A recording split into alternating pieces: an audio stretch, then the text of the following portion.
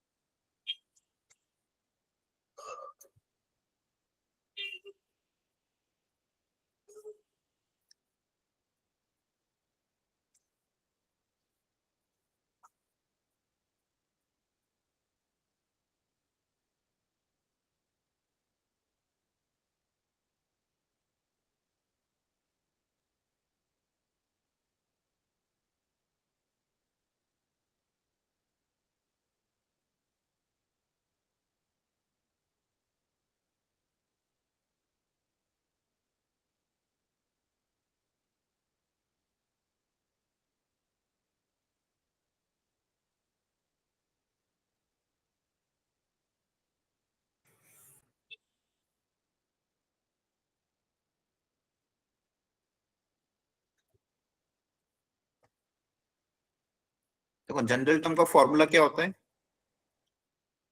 NCR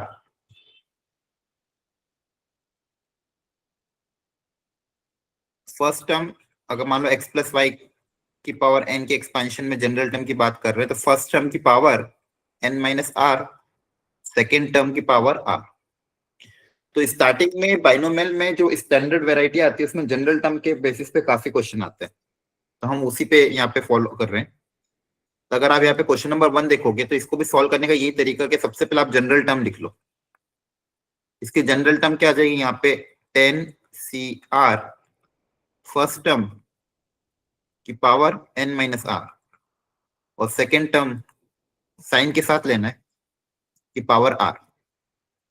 एक बार general term लिख ली, इसके बाद x की टर्म्स को अलग करो, कांस्टेंट टर्म को अलग करो। तो कांस्टेंट टर्म में आएगा 10CR 1/2 की पावर 10 माइनस आर और -3 की पावर r। ये कांस्टेंट टर्म, जो जो भी कांस्टेंट टर्म थी बिना x वाली वो अलग कर ली। और x की बार के साथ क्या आएगा यहाँ पे 10 माइनस आर और डिवाइड में 2 इंटू आर, 2r हो जाएगा। फाइनली x की टोटल पावर आपके पास कितनी आ जाएगी? ये एज इट इज x की पावर टोटल आपके पास आ जाएगी 10 बेस से में डिवाइड हो रहा तो पावर सब्सट्रैक्ट हो जाएगी, तो 10 माइनस 3r आ जाएगी। तो x की टोटल पावर आपके पास कितनी आ गई? 10 माइनस 3r। यहाँ तक सबको समझ में आया? Yes sir. ये आपने जनरल टर्म निकाली। अब आपको जो भी पूछा है क्वेश्चन में कि x की पावर 4 का क्वेश्चन क्या होगा, तो x की पावर 4 चाहिए आपको। ये पावर किसके बराबर चाहिए? 4 के बराबर। इस पावर को 4 से इक्वेट कर दोगे तो यहां से आ जाएगा 3r equal to 10 minus 4, 3r equal to 6, तो r इक्वल टू आ गया 2। तो r को मैं 2 रखूंगा तो यहाँ पे x की पावर 4 बनेगा। तो इसका कोएफिशिएंट क्या हो जाएगा? जो आपका कांस्टेंट टर्म था उसमें r की जगह 2 रख दो, तो हो जाएगा 10c2 1/2 की पावर 8 माइनस 3 की पावर 2। यहाँ पे आप r को 2 रखोगे तो यहाँ पे x की पावर 4 क्रिएट होगा और उसका जो कोएफिशिएंट होगा वो ये होगा। अब इसको आपको सिंप्लीफाई करना पड़ेगा। 10 factorial divided by 2 factorial 8 factorial, यहाँ आएगा 1/2 की पावर 8 मल्टीप्लाई बाय 9। इसको सिंप्लीफाई करके फिर आप कैलकुलेशन करोगे तब जाके आपका answer. Understood everyone? Yes sir. ठीक है, तो ये तरीके ध्यान रखना, ये वाले क्वेश्चन बहुत स्टैंडर्ड वेराइटी के हैं, जेई में आ जाते हैं। सेकेंड वाले में क्या पूछा गया था कि term independent of the x पता करो, तो उसका भी यही तरीका होगा। जनरल टर्म लिखोगे सेकेंड पार्ट में, सेकेंड पार्ट में भी क्या लिखना पड़ेगा? General term. जनरल टर्म लिखने के बाद फिर आपको वापस वही सब देखना पड़ेगा कि इंडिपेंडेंट ऑफ एक्स के लिए क्या होगा। तो सेकेंड पार्ट का जो जनरल टर्म आ जाएगा 10CR फर्स्ट टर्म की power 10 minus R, second term की पावर आर। तो यहाँ पे अलग अलग कर लोगे। 10CR कांस्टेंट टर्म अलग कर लो, यहाँ पे आएगा √3।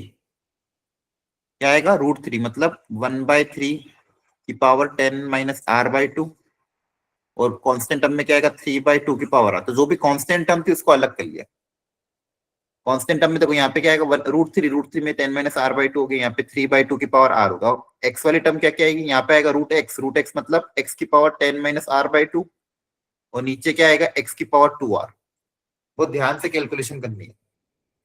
तो x की टोटल पावर कितनी हो जाएगी, 10 - r/2 माइनस का 2r, तो हो जाएगी 10 माइनस, यहाँ पे एलसीएम लोगे तो आ जाएगा 4r, तो 10 - 5r/2 आ जाएगा। Understood everyone? Yes, sir. ये कोफिशिएंट बाकी सब ऐसे थे। अब आपको चाहिए independent of the x. Independent of the x का मतलब होता है एक्स की पावर 0 चाहिए। तो ये जो भी टोटल पावर आई है इसको 0 से इक्वेट कर दो, तो यहाँ से पता चल जाएगा आर कितना आएगा, तो यहाँ से आर आ जाएगा 2। आर की वैल्यू 2 आप यहाँ पे रख दो, क्या आपके पास कोफिशिएंट आएगा, तो आपका आंसर आएगा 10c2 1/3 की पावर, यहाँ 2 रखोगे तो जाएगा 8, दैट इज 4, और 3/2 की पावर 2, ये आपका आंसर है। तो दोनों ही क्वेश्चन में फंडामेंटल पे बेस्ड थे, जहां पे आपको जनरल टर्म निकाल के पावर से इक्वेट करना था। Understood everyone? Yes, sir.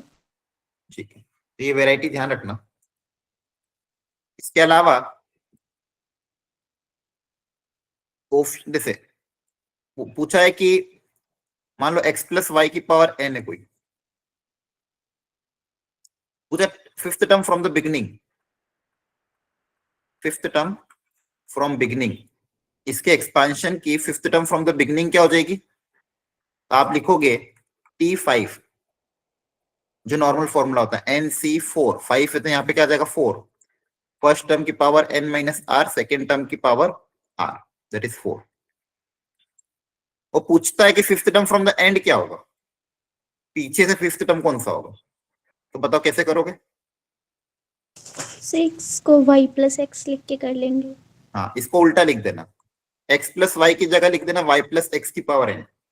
कभी भी फिफ्थ टर्म किसी भी rth term from the end पूछता है तो उसको उल्टा लिख दिया करो। क्या कर दो, उल्टा कर दो, उल्टा करने के बाद नॉर्मल फॉर्मूला अप्लाई करो, फर्स्ट टर्म की पावर n-4, सेकेंड टर्म की पावर 4। ठीक है, तो कभी भी एंड से पूछेंगे तो उल्टा करके कर देंगे, स्टार्टिंग से पूछेंगे तो ऐसा कर देंगे। तो ये एंड से निकालने का तरीका क्या होगा, रेसिप्रोकल कर दो, उल्टा कर दो। जैसे यहाँ पे भी क्वेश्चन आया था, fifth term from the beginning and the fifth term from the end का रेशियो क्या होगा, तो fifth from from the beginning normal जैसे निकालते वैसे निकालोगे इसे, है ना, और fifth term from the end ये फ्रॉम बिगिनिंग हो जाएगा। फ्रॉम बिगिनिंग का जो ओरिजिनल इक्वेशन है वही हो जाएगा, 10c4 फर्स्ट टर्म की power n-r into second term की पावर r, और fifth term from the end में उल्टा हो जाएगा, इस ये फर्स्ट आ जाएगा, ये बाद में आ जाएगा, तो आ जाएगा 10c4, इस बार फर्स्ट टर्म कौन सा हो जाएगा, वो वाला की power n-r into second term क्या हो जाएगा ये। अब इन दोनों का रेशियो लेके आंसर आ जाएगा। Understood everyone? Yes, Yes, sir. sir. Yes, sir. ठीक है, अगला पूछा था वापिस से, ये आप खुद से ट्राई करना। कोफिशिएंट ऑफ x की पावर -2 और x की पावर -5 का कोफिशिएंट का रेशियो निकालना है। तो वापस जनरल टर्म लिखना, जनरल टर्म लिखने के बाद collect total power of x, x की टोटल पावर कलेक्ट करना, और फिर इक्वेट द पावर टू, एक बार पावर को इक्वेट करोगे -2 के साथ, और एक बार पावर को इक्वेट करोगे -4 के साथ। यहां से आपको एक r की वैल्यू आएगी, यहां से भी आपको एक r की वैल्यू आएगी, वो r की वैल्यू रखोगे तो कोफिशिएंट आ जाएगा, वो r की वैल्यू वापस से उस टर्म में रख देंगे जनरल टर्म में, तो आपको कोफिशिएंट मिल जाएंगे m और n, फिर इसका रेशियो निकालना। तो ये वाला वापस जो भी अपन ने वेराइटी सीखी उसी पे बेसिस पे था, तो ट्राई जरूर करना। एक वेराइटी आती है नंबर ऑफ इंटीग्रल टर्म निकालो, इसको भी सॉल्व करने का तरीका क्या रहता है, जनरल टर्म ही लिखना पड़ेगा। तो सबसे पहले सब लोग चलो लिखो इसकी जनरल टर्म, अपनी अपनी कॉपी में इसकी जनरल टर्म लिख लो, इसकी जनरल टर्म क्या होगी।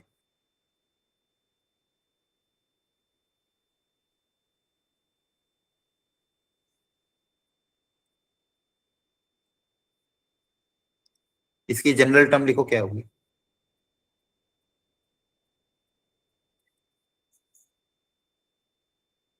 सर।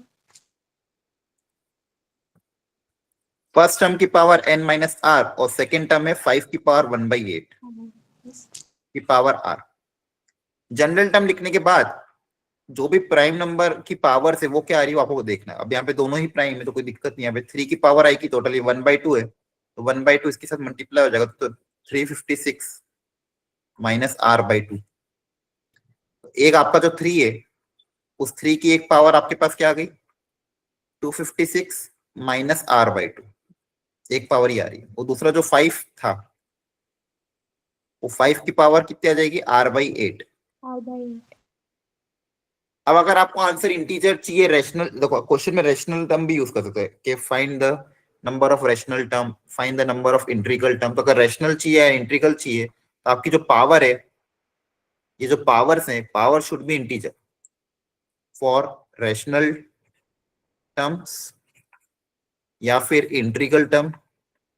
ऐसा वर्ड कहां पे भी आए, इसके लिए कंडीशन क्या है?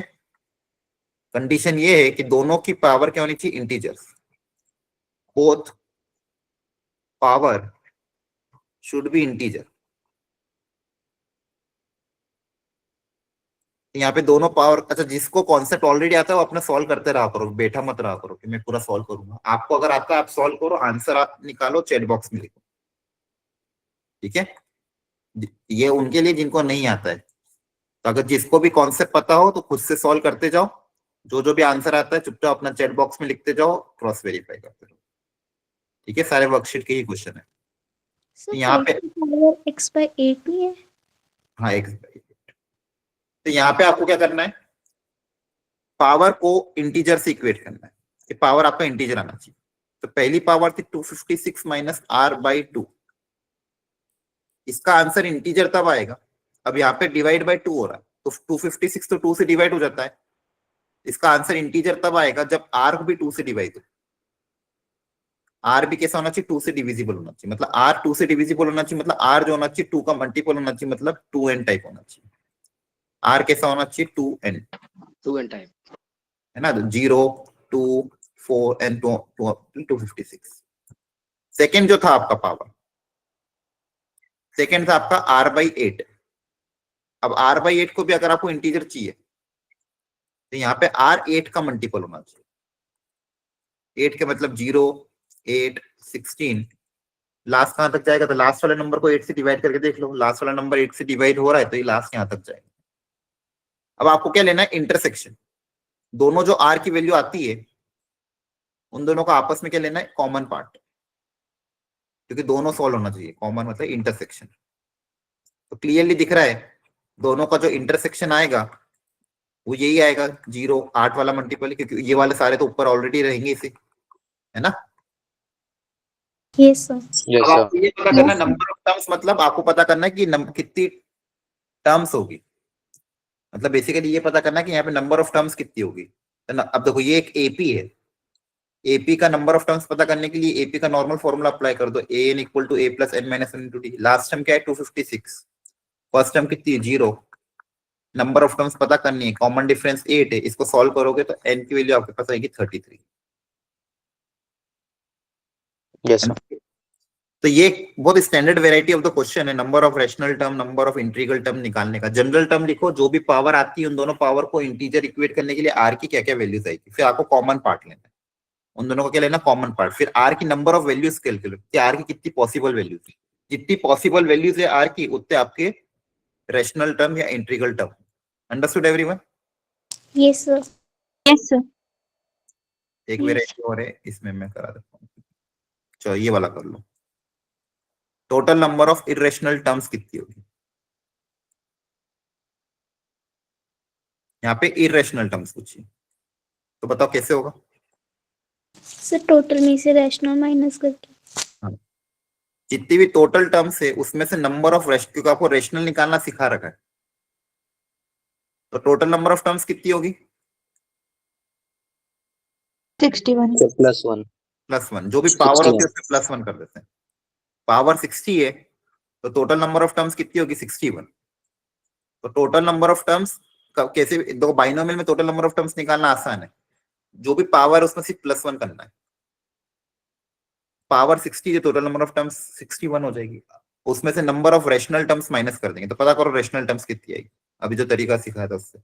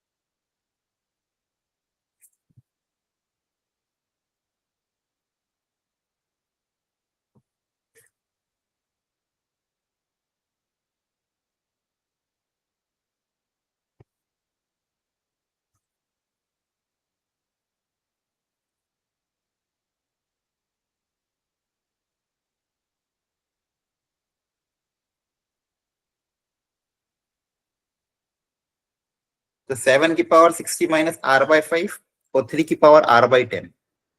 तो एक तो 60 माइनस आर बाई 5 आपका इंटीजर होना चाहिए, यहाँ से क्लियरली दिख रहा है आर जो होना चाहिए 5 से डिविजिबल होना चाहिए, और सेकेंड आर बाई 10 भी आपका इंटीजर होना चाहिए,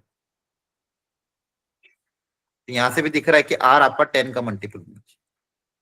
देखो ऐसे क्वेश्चन काफी इजी होते हैं, और ऐसे इजी क्वेश्चन में भी अगर आप कैलकुलेशन एरर करोगे तो फिर कोई मतलब नहीं है, -1 लग के आओगे, जहाँ पे 4 नंबर मिल सकते हैं वहां -1 मिलेंगे। यहाँ तक समझ में आया? यहाँ पे Yes, Yes, 5 sir. से डिविजिबल है तो 60 भी 5 से डिविजिबल है, तो आर 5 से डिविजिबल होना चाहिए, यहाँ पे 10 से। अब दोनों का इंटरसेक्शन क्या होगा, क्लियर दिख रहा है, दोनों का इंटरसेक्शन क्या होगा, 10 का मल्टीपल, 21. Yes, sir. क्योंकि 5 के मल्टीपल में तो 10 वाले ऑलरेडी इंक्लूड हो जाएंगे।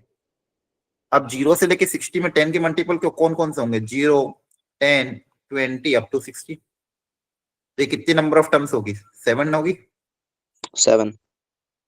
0 से लेके 60, 0, 10, 20, 60 कहां तक होगा, 7 टर्म होगी। तो आपके पास आंसर क्या आ जाएगा, 61 माइनस 7 कितना होगा ये, 54. 54। 52. Understood everyone? Yes, sir. Yes, sir. Yes, sir. अब 2019 में क्वेश्चन आया था, ऐसी वेराइटी अगर आया तो गलती करके मत आना, बस ध्यान रखना कैलकुलेशन एरर का। तो एक वेराइटी ये करोगे, ठीक है। अगला मिडिल टर्म पे कॉन्सेप्ट पे बेस्ड। तो मिडिल टर्म में भी ऑलरेडी आपको सिखा रखा है, जो भी पावर होती है उससे पता कर लोगे। यहाँ पे पावर कितनी 8 है, Yes, sir. पावर अगर 8 है टोटल नंबर ऑफ टर्म्स कितनी हो जाएगी, 9. 9। टोटल नंबर ऑफ टर्म्स अगर ऑड है तो मिडिल टर्म कैसे निकालोगे, +1. +1 Plus डिवाइड बाई 2। तो मिडिल Yes, टर्म sir. आपकी आ जाएगी 9 + 1 divide by 2 H term, that is. 5th term. अब इसकी फिफ्थ टर्म लिखो सब लोग। सर फिफ्थ हमारा टर्म डिवाइड टू नहीं आएगा क्या, sir, one So divide by divide two by नहीं 2. आएगा मिडिल हाँ टर्म के डिवाइड बाई पास। 2 ठीक है। अब इसकी फिफ्थ टर्म निकाल के इक्वेट करो 5670 से, और पता करो x की क्या क्या वैल्यू आएगी, sum of all possible values of x।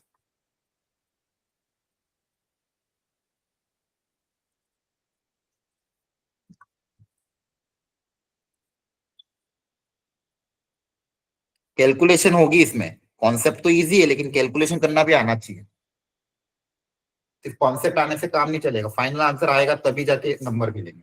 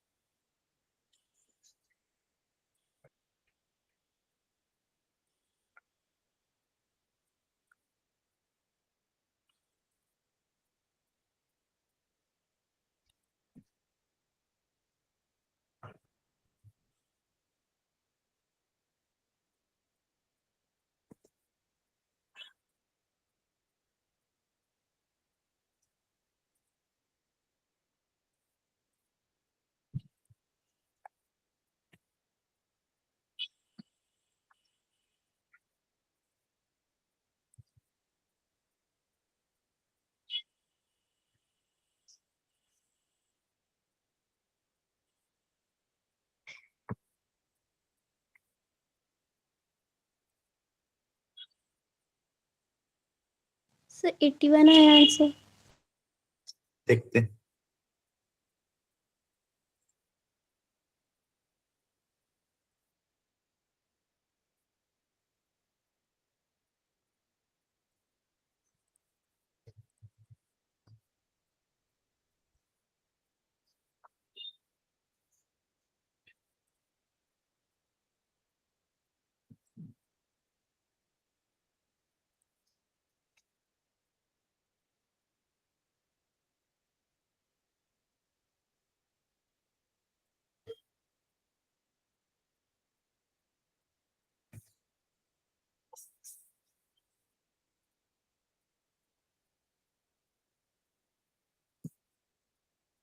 Check करो कैलकुलेशन यहाँ तक ऐसा आ रहा था कि यस सर। ओके। अब यहाँ से x की पावर 8 आई है, तो पूछा sum of all real values of x। इसको कैसे सॉल्व करोगे? x की पावर अगर 8 ये है तो x की पावर 4 क्या होगा? रूट लेना पड़ेगा। Yes sir. Under root of 810 upon 8। तो इसको सिंप्लीफाई और कर लो, कितना आएगा ये? 2 की टेबल से कैंसिल हो रहा है ना ये 810 अपॉन 8। 2 4 जा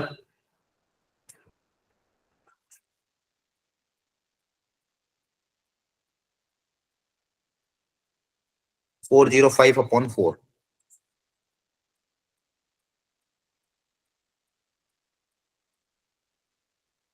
ये x की पावर 4 आया। सर सिर्फ 81 नहीं आना चाहिए। सिर्फ 81 आएगा? यस सर, सिर्फ 81 है। कहीं कैलकुलेशन एरर हुई है क्या? अच्छा मैंने 5 लिखना भूल गया। यस सर, वो 0 कट जाएगा। एक हाँ 5 जी रह गया यहाँ सर। पे, आपने बताया नहीं। 8 7 यहाँ पे गलती हो गई, देखो ध्यान से। 6 5 आएगा ना? Yes sir.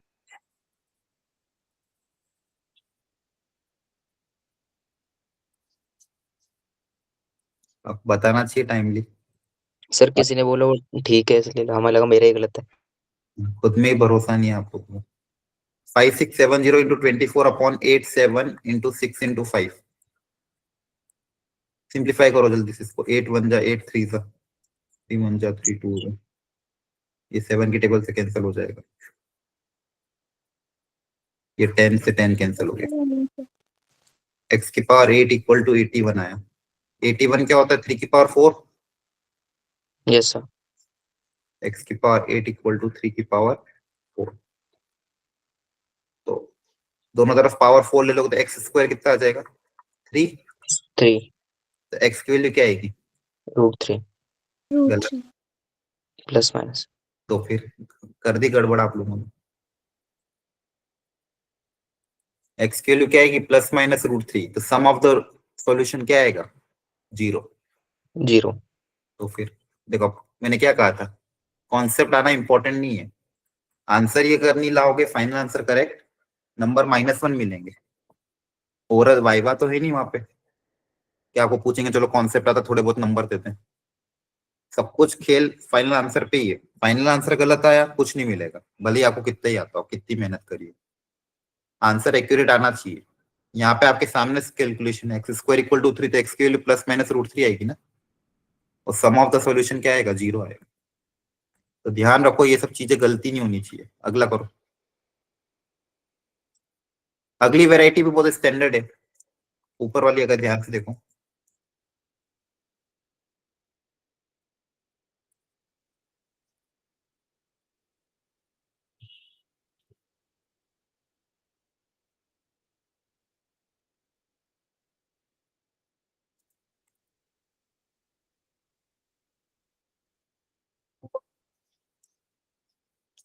यहाँ पे पूछा गया था कि ratio of the 3 consecutive terms, ये बहुत बार आता है, ऐसे क्वेश्चन आए हैं तो जेई में 3-4 बार, कि कंसेक्यूटिव टर्म्स के कोएफिशिएंट का रेशियो दिया हुआ है। कभी कभी बोलते हैं एपी में, कभी कभी बोलते हैं रेशियो दिया हुआ है। तरीका सेम है, 2 इक्वेशन बनाओ, 2 वेरिएबल को सॉल्व करो, एन और आर पता करो। अल्टीमेटली पता क्या करना है, एन और आर। अब 3 कोएफिशिएंट कैसे अज्यूम करोगे बताओ, 3 कंसेक्यूटिव टर्म्स के कोएफिशिएंट क्या अज्यूम करें। मान लो मिडिल टर्म का कोएफिशिएंट ले लिया आपने एनसीआर, अब एक्सपांशन कौन सा, नॉर्मल वाला।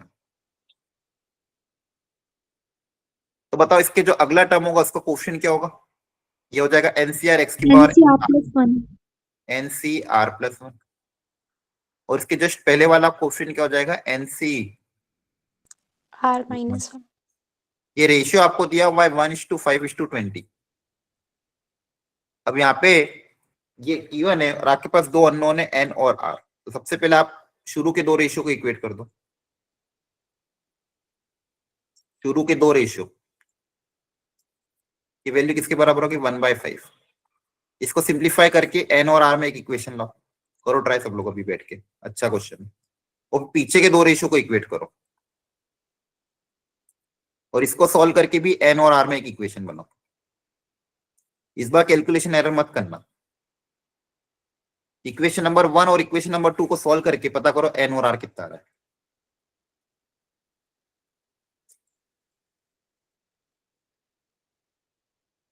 उससे जो पूछा है 4th टर्म का क्वेश्चन वो आ जाएगा।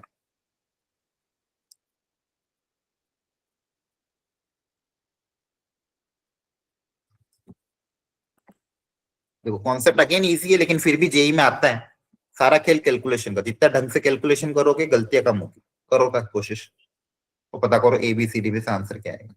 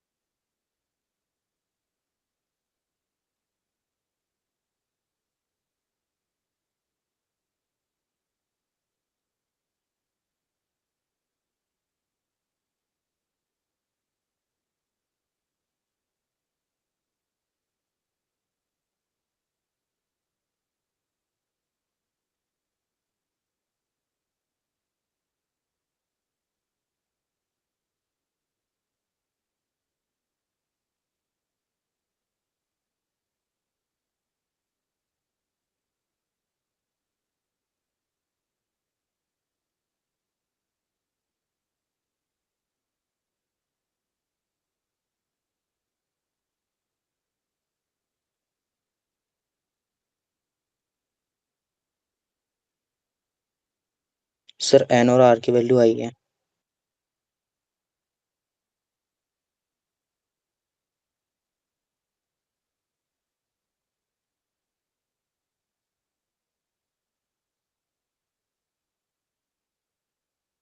कितना आ रहा है आर की वैल्यू 5, और एन 29,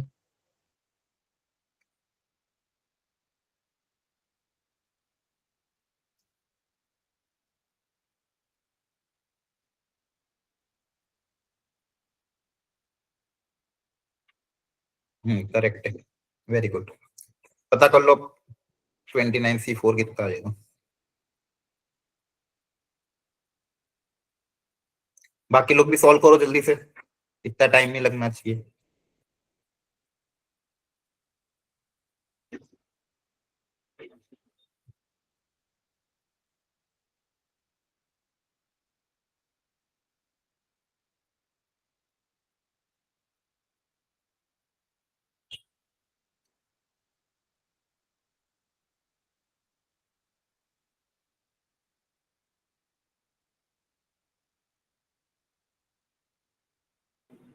ठीक है, क्रॉस चेक कर लो अपने अपने कैलकुलेशन। पहली इक्वेशन आएगी n-r+1 = 5r और n = 6r-1। सेकेंड इक्वेशन आएगी n = 5r+4। इन दोनों को इक्वेट करके आपके पास n हो रहा। अब देखो ये सब कैलकुलेशन आना चाहिए, अभी भी नहीं आ रहा मतलब दिक्कत है। आप पता नहीं घर पे फिर कैसे प्रैक्टिस करते हो। आपको एक कैलकुलेशन करना अब आना चाहिए प्रॉपरली। एन फैक्टोरियल को सिंप्लीफाई कैसे करते हो। ये दो इक्वेशन, दो वेरिएबल, n आएगा 29, r आएगा 5। वैल्यू पुट अप करोगे आंसर आएगा 3654। तो यहाँ पे मेन इस वेराइटी के क्वेश्चन जब भी आए प्रॉपरली कैलकुलेशन करना बहुत जरूरी है। दूसरी चीज इसमें एक वेराइटी और आ जाती है कि मान लो कोएफिशिएंट आर इन एपी, तो अगर 3 टर्म एपी में है तो वहां पे लग जाएगा 2b = a+c। 3 टर्म अगर जीपी में है तो b² = ac। उसको इक्वेट करके वापस इसको सिंप्लीफाई करके आप इक्वेशन बनाओगे। तो ऐसे क्वेश्चन आते हैं तो ढंग से बस कैलकुलेशन कर लेना। अगली वेराइटी आती है रिमाइंडर बेस्ड प्रॉब्लम। अब रिमाइंडर बेस्ड प्रॉब्लम में कॉन्सेप्ट क्या लगता है कि जिस बेसिकली आपको पूछा गया है कि इसको डिवाइड करने पे रिमाइंडर क्या आएगा। तो ये आपका डिविडेंड हो गया, ये आपका डिवाइजर है। आपको पता करना रिमाइंडर। तो बेसिकली एक कॉन्सेप्ट अपने पास होता है dividend equal to divisor into quotient plus remainder. तो बेसिकली आपका जो डिविडेंड है दैट इज 27⁹⁹⁹। इसको आपको सिंप्लीफाई करना है 5 7, मान लो क्वोशिएंट है n प्लस रिमाइंडर है r। इसको लाना है 7n+r के टर्म्स। तो आपका r क्या हो जाएगा, रिमाइंडर हो जाएगा। क्वेश्चन मान लो कुछ होगा n।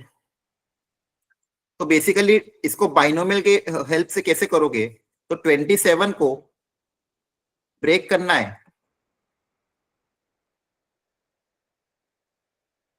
सच दैट उसमें एक टर्म आपका 7 का मल्टीपल हो, कोई एक टर्म 7 का क्या हो मल्टीपल, और बचा हुआ टर्म कुछ भी हो सकता है।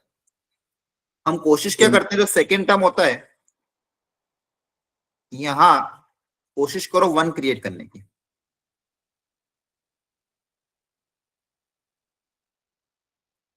अगर 1 क्रिएट हो गया तो कैलकुलेशन आसान रहेगी, अदरवाइज कैलकुलेशन टफ हो जाती है। तो आपको 27 को ब्रेक करना है दो दो के नंबर में, जहां पे एक नंबर 7 का मल्टीपल हो क्योंकि 7 से डिविजिबिलिटी चेक करनी है, और दूसरा जो नंबर हो वहां पे कोशिश करना है 1। अगर हो जाए तो अच्छी बात है, नहीं हो तो फिर कोई बात नहीं। तो बताओ 27 को कैसे ब्रेक करेंगे ताकि एक 28 28 minus माइनस 1. 1। 8 minus 1. 27 को आप ब्रेक कर दोगे 28-1। तो 28 आपका 7 का मल्टीपल होगा, 1 आपका एक कांस्टेंट नंबर। तो ये आपका फंडामेंटल कॉन्सेप्ट है जो मैंने यहाँ पे लिखा है। तो 27 की पावर 999 है, इसको आप लिखोगे 28-1। अब इसको सिंप्लीफाई करो और फाइनली 7r n+r के टर्म्स में निकालो, पता करो रिमाइंडर कितना आएगा।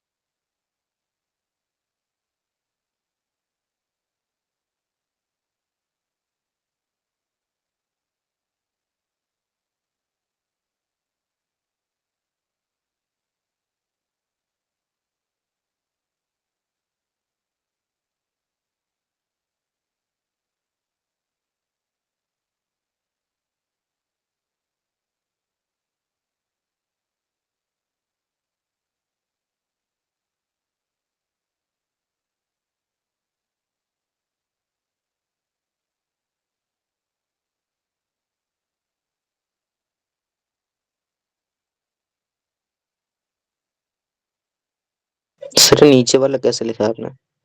देखो यहाँ तक समझ में आया? Yes sir. देखो 28 यहाँ पे क्या हो रहा है एक्चुअली, वापस समझ लो। इसका एक्सपांशन जब करोगे तो 28 की पावर 999 से चालू होगा, सेकंड लास्ट टर्म में 28 की पावर 1 आएगी, लास्ट टर्म में आएगा 28 की पावर 0। तो आप ये देख सकते हो कि फर्स्ट से सेकंड लास्ट टर्म तक, फर्स्ट टर्म से लेके सेकंड लास्ट टर्म तक हर टर्म में कम से कम एक 28 तो आ ही रहा है। इन सब में से आप एक 28 कॉमन ले लोगे, आपके पास कोई ना कोई एक इंटीजर बचेगा, मान लो के। तो बेसिकली ये फर्स्ट यहां से लेके यहाँ पे देखो 28 माइनस 1 की पावर n में शुरू से लेके सेकंड लास्ट टर्म तक आपके पास जो आएगा वो आएगा 28 की, और जो लास्ट टर्म आएगी एनसीएन की वैल्यू 1 होती है, -1 की पावर n, तो ये आएगा -1।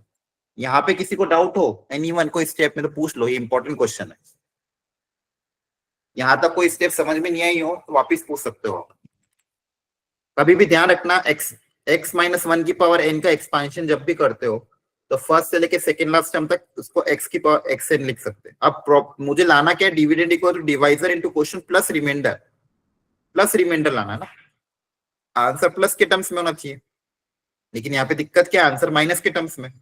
इस माइनस को प्लस में कन्वर्ट करने का सबसे अच्छा एक ही तरीका है, जिसका भी आपको डिविजिबिलिटी चेक करना है उसी से उसका प्लस कर दो और एक माइनस कर दो। +7 किया और एक -7 किया, क्या किया, एक +7 और एक -7। तो ये जो -7 है इसको 28 के साथ कंबाइन करेंगे, तो 28 के साथ -7 रख लेंगे,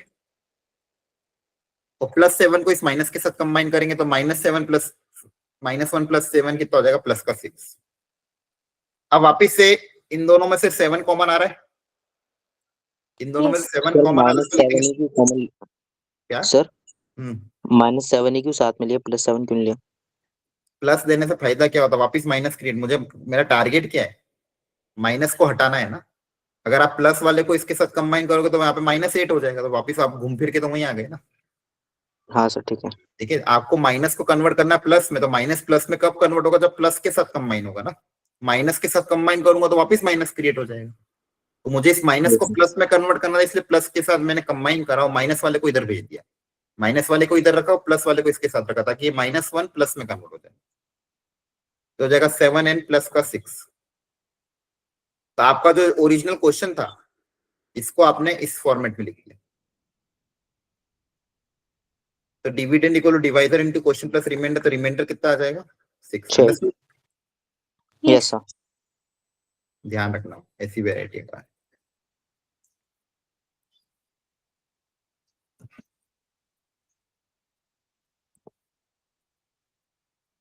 ये वाला ट्राई करो जल्दी से।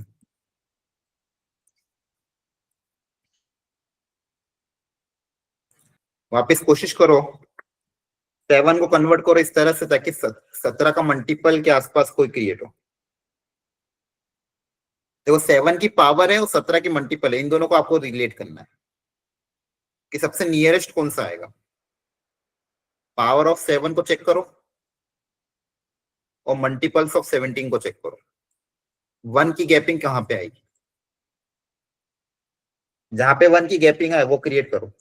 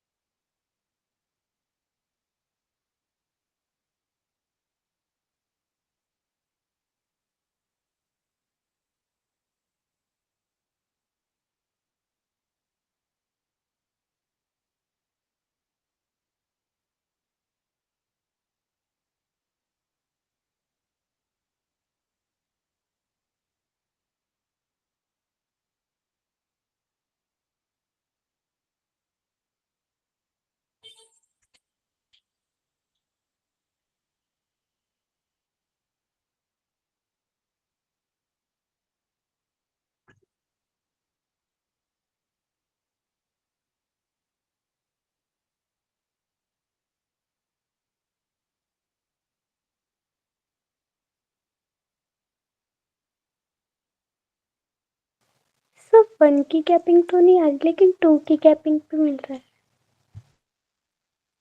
अच्छा, सर पावर, हाँ आ तो बोलो। रहा है।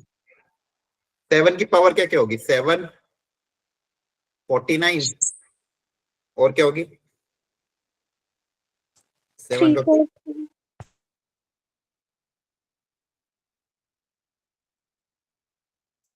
और 17 के मल्टीपल्स भी लिख लो।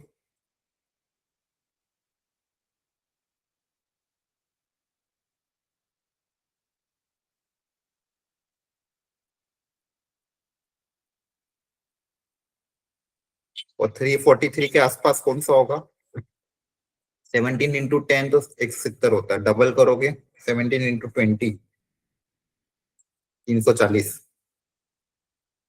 देखो इसके आसपास भी तो ढूंढोगे, लेकिन ये भी 3 का गैप है। तो कौन सा लें, बताओ। 49 और 51। 49 एंड 51 में। ठीक है, लो फिर 2 क्रिएट होगा, 2 से वापस पे खेलना पड़ेगा। करो करो, 49 क्रिएट करो फिर। 49 कैसे? पावर अब इवन चाहिए, इसमें से एक पावर कम करनी पड़ेगी, पहले पावर को इवन बनाना पड़ेगा। इवन पावर में से 2 अलग निकालोगे, ताकि 7 का स्क्वायर क्रिएट हो।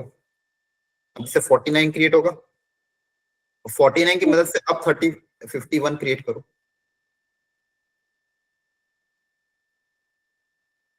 सबको समझ में आ रहा है? 49 और यस सर। 51 कंबाइन किया, 49 मतलब 7 का स्क्वायर। 7 का स्क्वायर कैसे क्रिएट होगा? इसमें से एक पावर हटानी पड़ेगी कि पावर ऑड थी।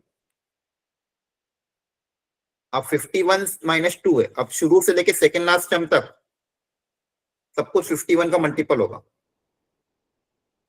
शुरू से लेके सेकेंड लास्ट टर्म तक क्या होगा? 51 का मल्टीपल। बस लास्ट टर्म लिख लो, हमेशा ऐसा लिख लिया करो। इसको 51 के लिख दो, लास्ट टर्म लिख दो। लास्ट टर्म क्या होगी?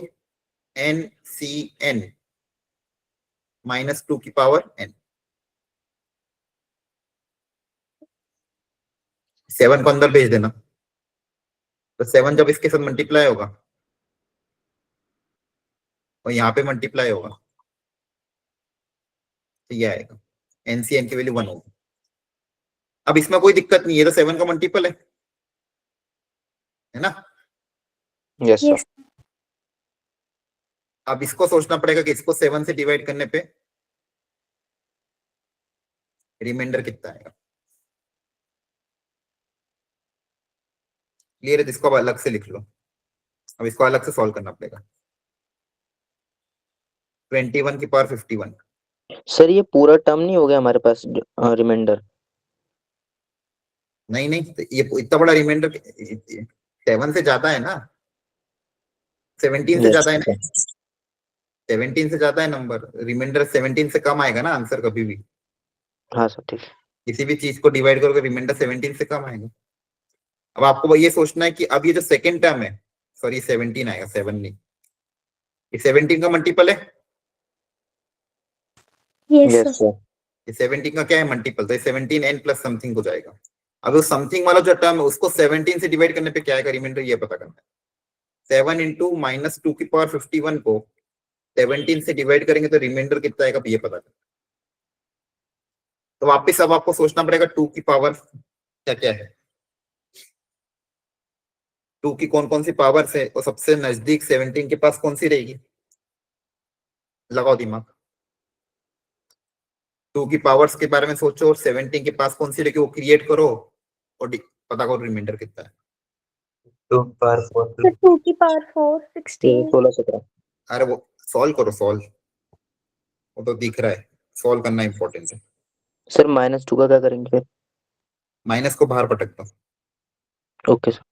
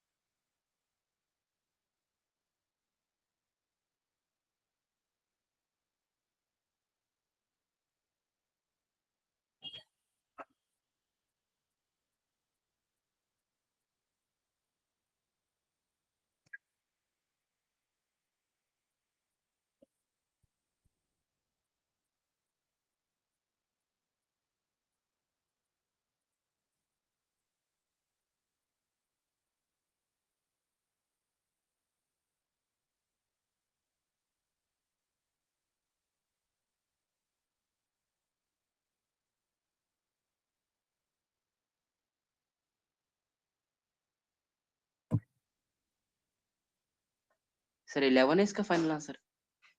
ठीक है, चेक करते हैं।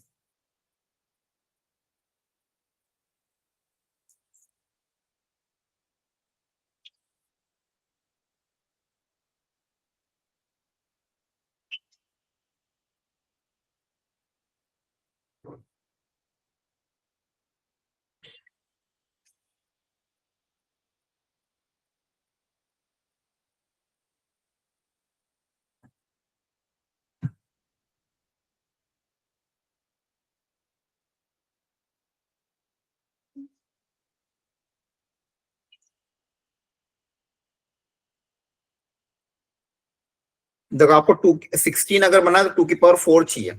16 के लिए 2 की पावर 4, तो 50 Yes.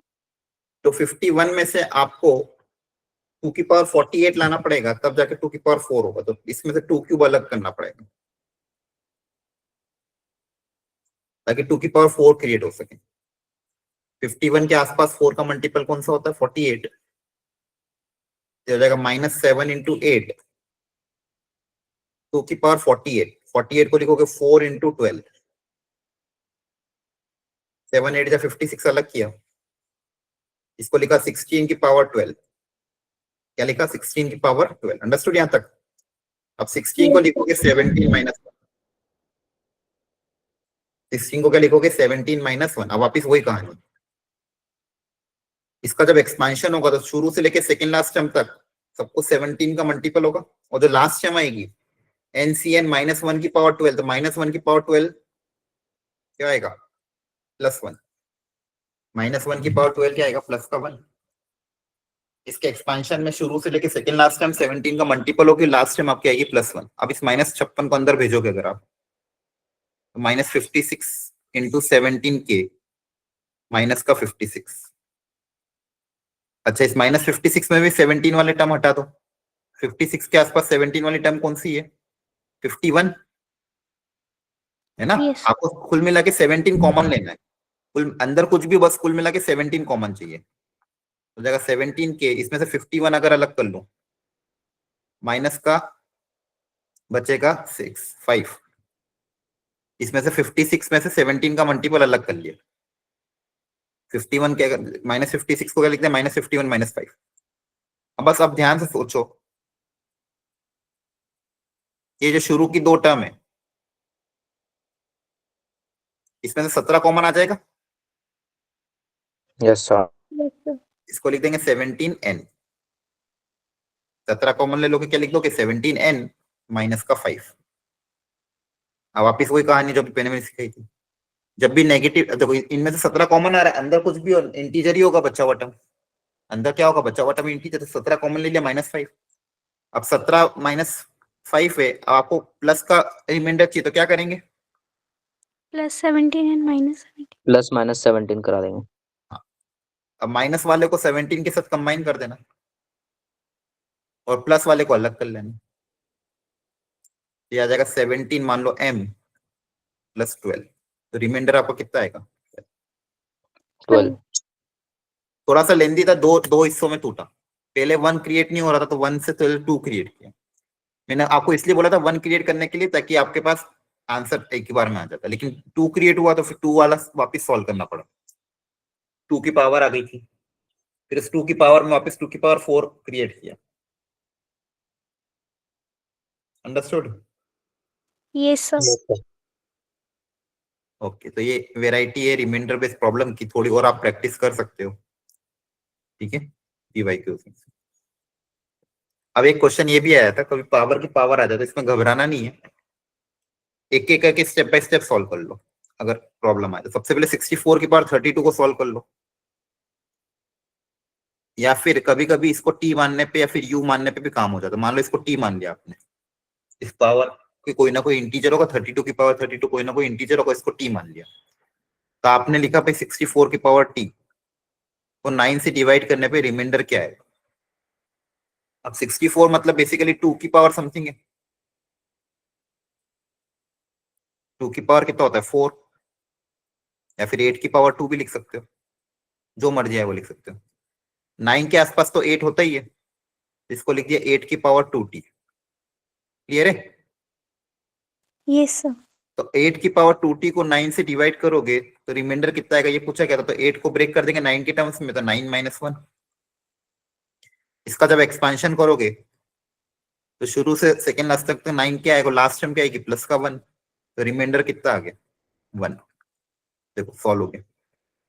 अंडरस्टूड। दिखने में टफ था लेकिन छोटा सा सब्स्टिट्यूशन किया, 8 क्रिएट किया, 8 की मदद से 9 क्रिएट किया, 9 के प्लस 1 और रिमाइंडर आ गया 1। अब लॉजिक समझ में आ रहा है कैसे लिख रहे हैं अपन? Yes, sir. Yes sir. अगला आता है term independent of the x. अब कभी कभी बाहर जैसे तीन ब्रैकेट है, अब 3 ब्रैकेट है, पूछा इंडिपेंडेंट ऑफ द एक्स, तो आपको एक एक ब्रैकेट को सॉल्व करके सोचना पड़ेगा, मतलब एक एक टर्म को ब्रैकेट के साथ। तो कभी भी देखो बाहर तो 3 टर्म है, इसको ऐसा कैसे रहने दो, ये तो सिंपली 3 टर्म है। इसके बाद आपके पास एक बाइनोमियल एक्सपांशन है, उसमें 9 टर्म्स आएगी। उन 9 टर्म्स का जनरल टर्म क्या होगा, मतलब इसका उस 9 टर्म को लिखने का तरीका क्या होगा, summation N C R first term की पावर n - r और सेकेंड टर्म की पावर r।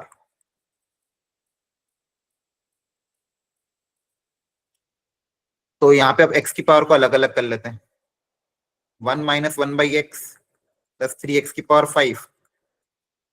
यहाँ पे समेशन में कांस्टेंट टर्म में क्या क्या आएगा, 2 की पावर 8 - r माइनस 1 की पावर r, और x की पावर वाली टर्म में क्या क्या आएगा, x की तो टोटल पावर यहाँ से आएगी 16 - 2r और यहाँ से आएगा डिवाइड में r।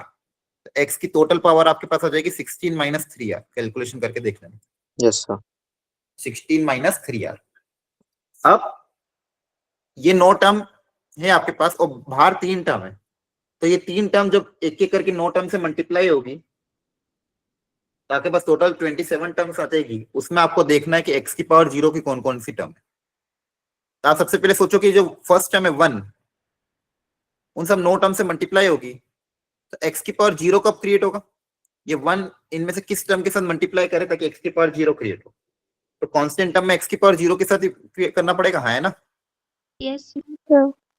तो यहाँ पे मान लो 1 के साथ जो भी कोफिशिएंट आ रहा है, ये कोफिशिएंट मान लो k1, और आप पावर को कैसे इक्वेट करोगे, 0 से, क्योंकि आपको अगर कांस्टेंट टर्म चाहिए तो ये पावर कांस्टेंट टर्म के साथ पावर 0 आनी पड़ेगी। सर एक बार Yes, रिपीट करना लास्ट यहाँ पे लाइन आपके पास आगे 1 है और यहाँ पे आपके पास अलग अलग टर्म्स आएगी। Yes sir. तो ये जो 1 है, अगर आपको कांस्टेंट टर्म चाहिए, क्या चाहिए, कांस्टेंट टर्म, तो 1 किसके साथ मल्टीप्लाई होना चाहिए, कांस्टेंट के साथ मल्टीप्लाई होगा तभी तो कांस्टेंट टर्म आएगा। Yes sir. तो मतलब 1 इस ब्रैकेट में x की पावर 0 के साथ मल्टीप्लाई होना चाहिए।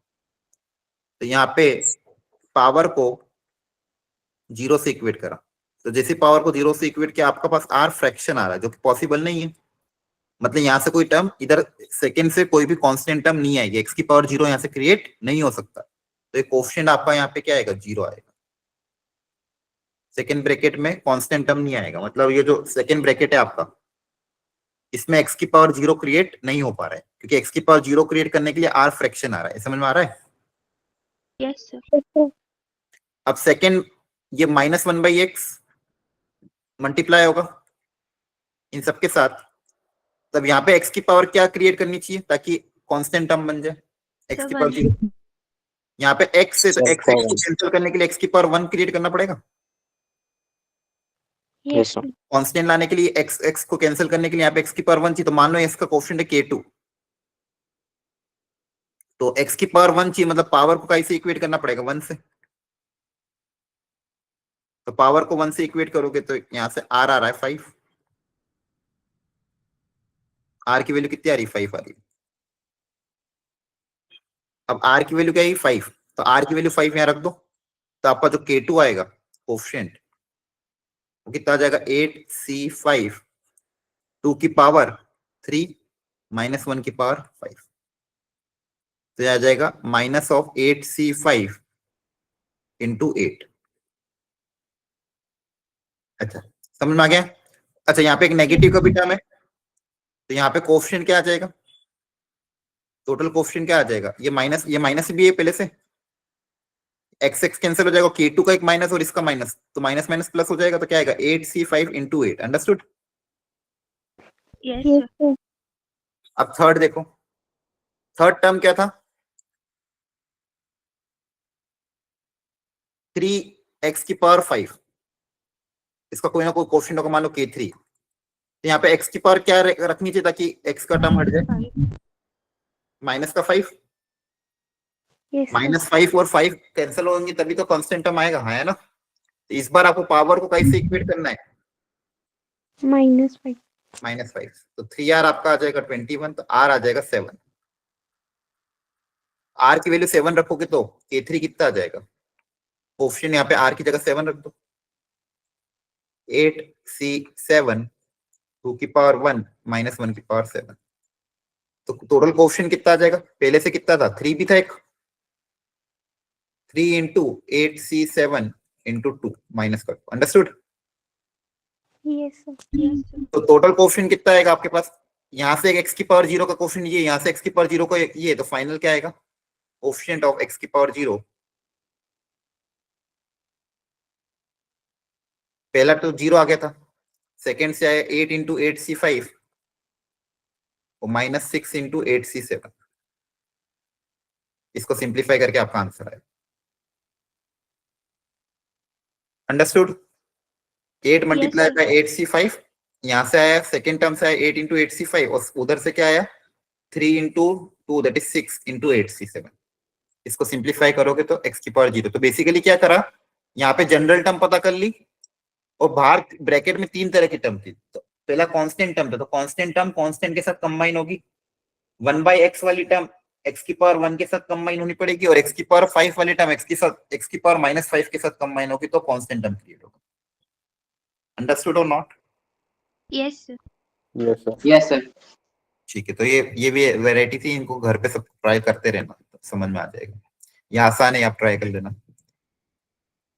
अब एक दो क्वेश्चन लिमिट्स पे मैं करा देता हूँ। देखो लिमिट्स में चैप्टर में अगर पूरा देखें अपन तो क्या क्या वैरायटी आती है, एक तो स्टैंडर्ड लिमिट्स जिसके फॉर्मूला आपको पता होना चाहिए, sin fx upon fx, tan fx upon fx, 1 minus cos fx upon fx, e की power fx minus 1 upon fx, log of 1 plus fx upon fx, है ना, स्टैंडर्ड लिमिट्स। फिर 0/0 और ∞/∞ को सॉल्व करने के अलग अलग तरीके थे, फैक्टराइजेशन, रैशनलाइजेशन, सीरीज एक्सपांशन, काफी इंपॉर्टेंट होता है सीरीज एक्सपांशन, उसके लिए सारे सीरीज एक्सपांशन पता होना चाहिए, और L hospital.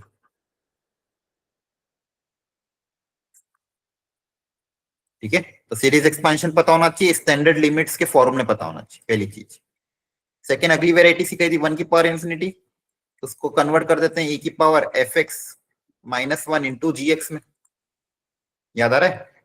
Yes, Yes, sir.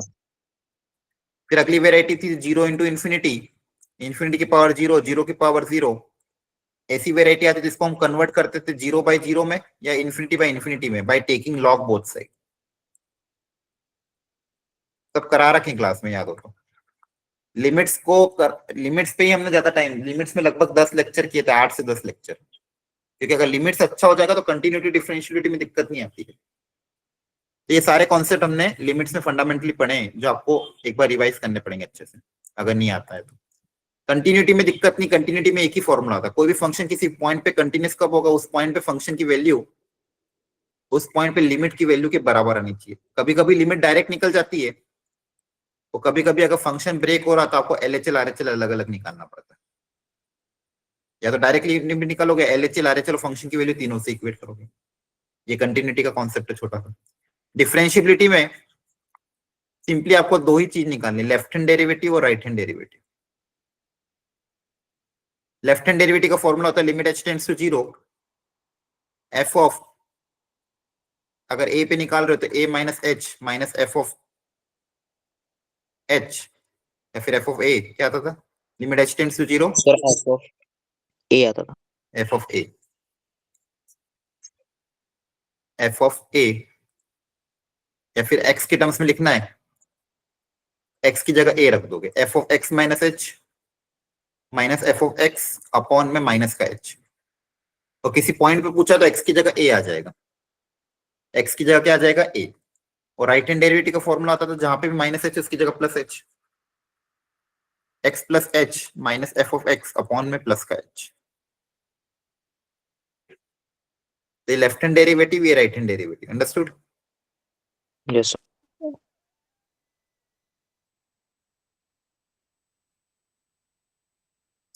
ये पूरा चैप्टर का जिस्ट है, इसमें बस लिमिट्स के फंडामेंटल कॉन्सेप्ट अच्छे से आना चाहिए। अच्छा, इस चैप्टर में से अगर हार्ड लेवल क्वेश्चन आता तो छोड़ देना, कोई दिक्कत नहीं है, लेकिन इजी मीडियम हमेशा ट्राई करके आपको आना चाहिए। जैसे ये वाला क्वेश्चन है, यहाँ पे डायरेक्ट फॉर्मूला बेस्ड क्वेश्चन था। 1 minus cos F x upon F x का स्क्वायर क्रिएट करते हैं, यहाँ पे यस सर 2x है तो 2x के स्क्वायर से मल्टीप्लाई करोगे, 2x के स्क्वायर से डिवाइड कर दिया तो इसका काम हो जाएगा। अगला 3 प्लस कॉस एक्स था, उसमें कोई दिक्कत नहीं क्योंकि कॉस 0 की वैल्यू 1 होती है, तो यहाँ पे डायरेक्ट वैल्यू रख सकते हो। फिर नीचे था आपके पास x tan 4x, तो 4x को हटाने के लिए 4x से मल्टीप्लाई डिवाइड कर देंगे 10 वाले के केस में। क्लियर है? अब इसको सिंप्लीफाई कर लोगे, ये 1 minus cos F x upon F x 1/2 आता है, कॉस 0 की वैल्यू 1 होती है तो ये 4 हो जाएगा, tan F x upon F x 1 होता है। क्लियर है? यस और ये 4x स्क्वायर इस 4x स्क्वायर के साथ कैंसिल हो जाएगा, तो आपके पास बचेगा क्या? 4 इंटू 1/2 दैट इज 2। आप देखो ध्यान से, यहाँ पे फंडामेंटल क्वेश्चन था, लिमिट्स का डायरेक्ट स्टैंडर्ड लिमिट्स को अप्लाई करता हो।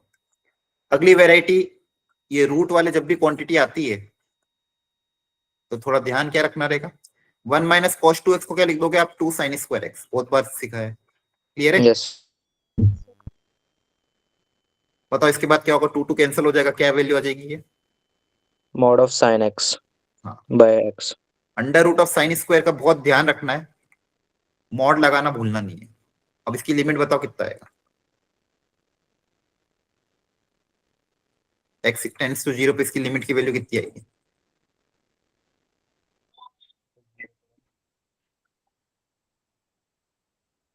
बताओ।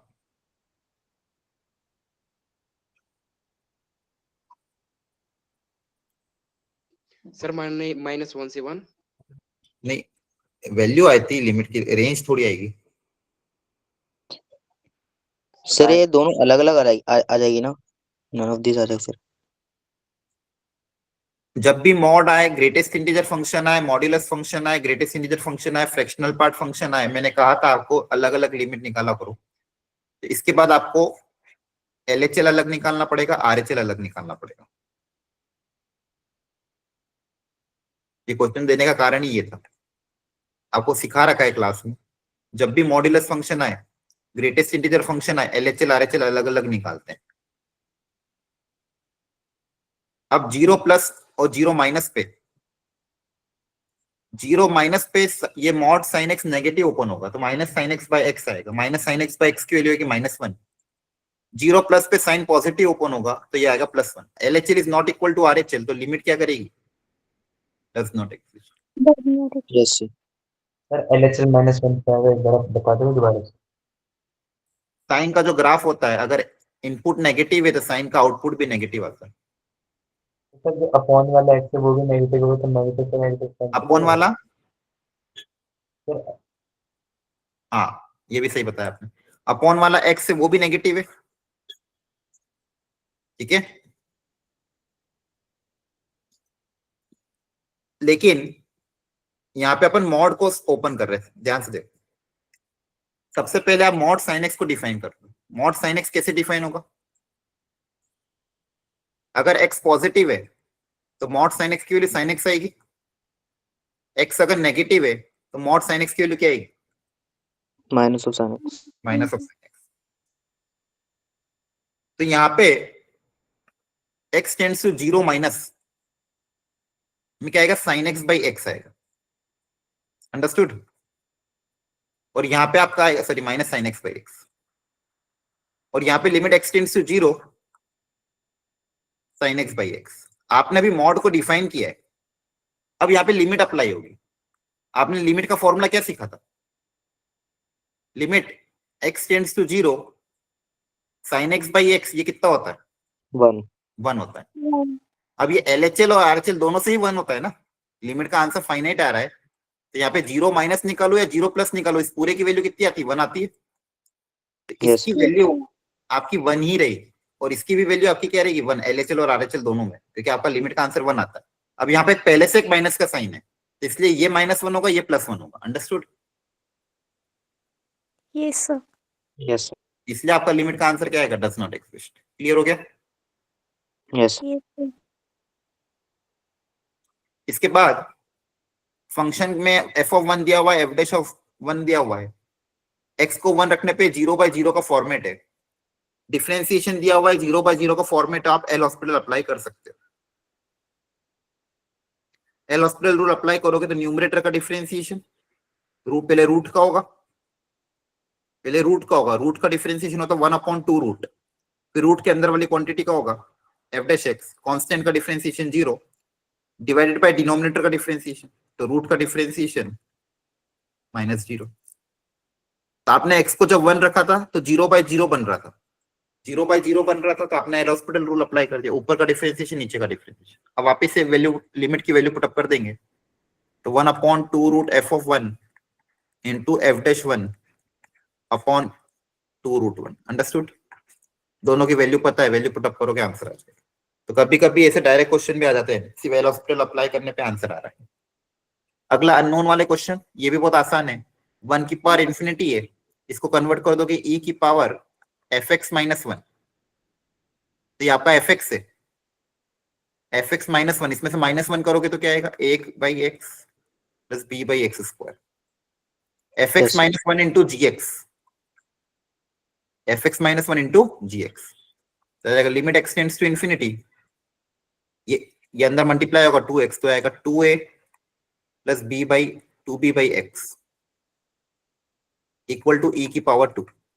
अब x tends to infinity apply करोगे तो 2b/x कितना आ जाएगा? 0। 0.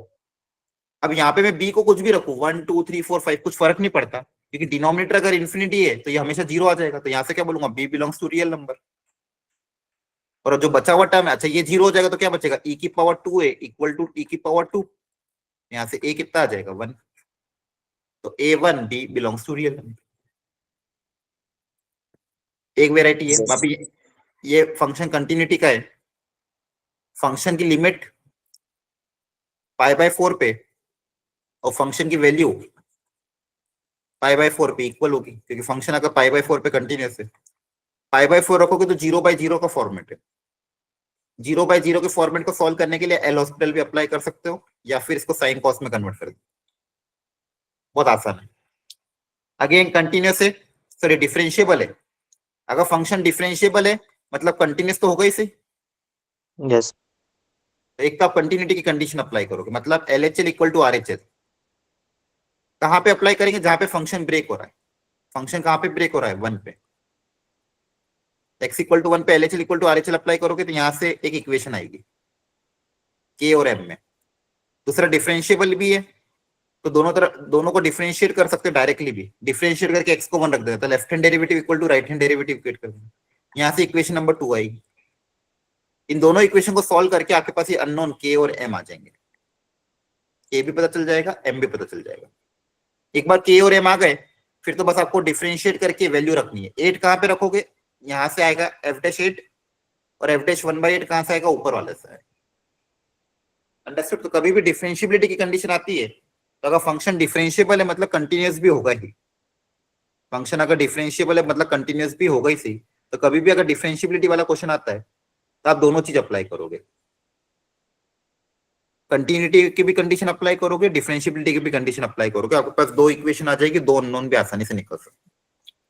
इस चैप्टर में ज्यादा हाई वेराइटी लेवल के क्वेश्चन मत ट्राई करना, इजी मीडियम लेवल को ही टारगेट बना के अपना ट्राई करते रहना। अंडरस्टूड? इजी मीडियम के लेवल के क्वेश्चन टारगेट कर लोगे तो हो जाएगा। तो देखो आज अपन ने बाइनोमियल भी कवर कर लिया है, और लिमिट कंटिन्यूटी डिफरेंशिएबिलिटी जो बाकी था वो भी कवर हो गया। तो इस वीक का टारगेट ऑलरेडी अपना कंप्लीट है, सिर्फ पेपर डिस्कशन रह जा रहा है, तो वो आप खुद से एक बार कर लेना। अगले वीक में सीक्वेंस सीरीज और कोऑर्डिनेट ज्योमेट्री ये स्टार्ट हो जाएगा। ठीक है? Okay, sir. Thank Yes, you. sir. Thank you, sir.